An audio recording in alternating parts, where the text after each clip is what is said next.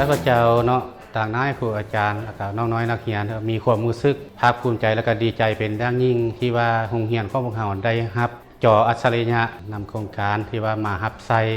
ในเวียกงานการศึกษา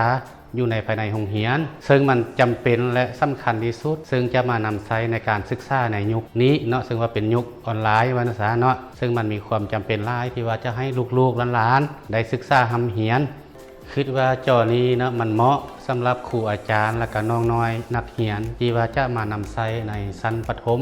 หรือว่ามัธยมเนาะก็สามารถไปนำใช้ได้จอนี้คือว่ามันมีความสำคัญและเหมาะสมสำหรับการใช้ในการศึกษาเนาะซึ่งว่าโรงเรียนอื่นๆก็จะมีความจำเป็นใช้กระดานอัจฉริยะแบ็คฮับแบกฮับ